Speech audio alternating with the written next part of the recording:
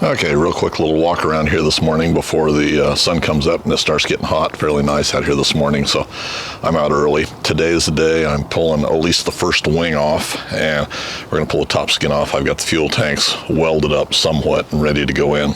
So we're going to pull this first wing off and get it on my little table over here, out here in the daylight, and pull the top skin back off of it, and we'll go ahead and start fitting up fuel tank. I'm going to run conduit for wiring for right now since I don't have the wires to go through yet. And we'll run the 2 aluminum lines for the pitot that's going to go on. I've got a modification of the original ones that we're going to put in that Zenith recommends. We've got flaperons to where they work. So they go up and down as they're supposed to. There's our Haas Frisbee modification so we don't have the big banana slot, same way on the side. All the controls are left along. Now that lever arm is going to get changed. I built a new one.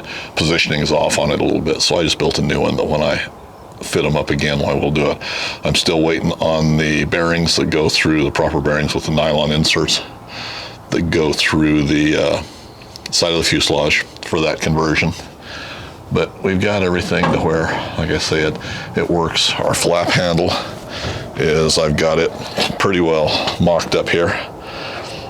And as we do, we get flap drop. Now, we've got, I think, way too much flap, more than what we're going to need, but we'll make adjustments on it.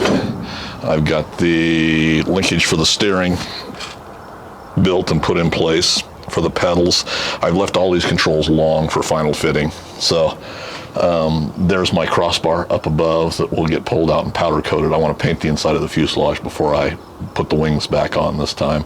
So I'll get that painted up. The crossbar is going to be powder coated.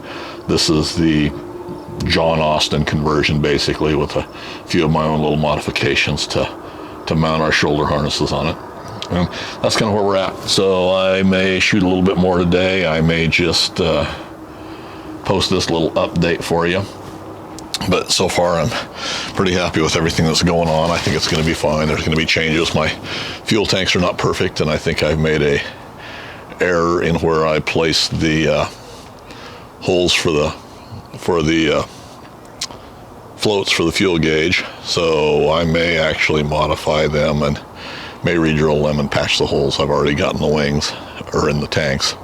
But eventually we'll probably redo tanks anyway for this. I've got some ideas of what I want to do, but I think we're going to get these tanks up and running and see if we can't get this thing flying, and then we'll still continue to make some modifications.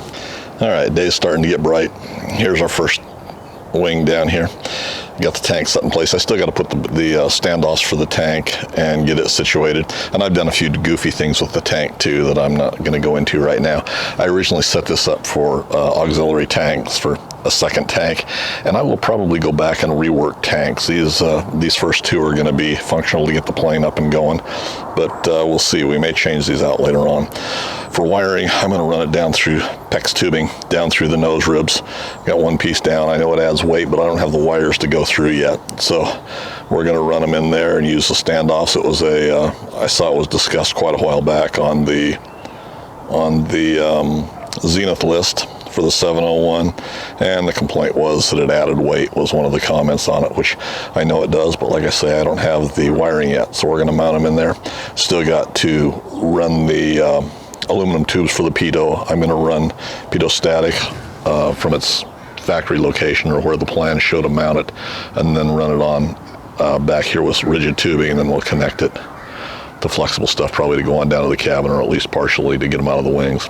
I want to make this all so that I can disconnect it at the wings, you know, all my wiring and stuff and fuel lines, so that we've got them there. So anyway, that's where we're at right now. So we'll get that stuff mounted up and go from there. We'll have to flip the wing over and cut it for the access panel. All right, last update for the day. And here's our pitot static lines. Running them down across the back like this. I used 1/4-inch solid line for that. We'll connect these with some tubing. There again, we'll end it here so that we can run our, disconnect our wings if we need to. And we got our tubing installed in the front to run our wiring through. So I'm going to pull the tank out. I've got to measure for the holes for the outlet and the drain, and then verify what thickness of cork I want to put underneath to line it with.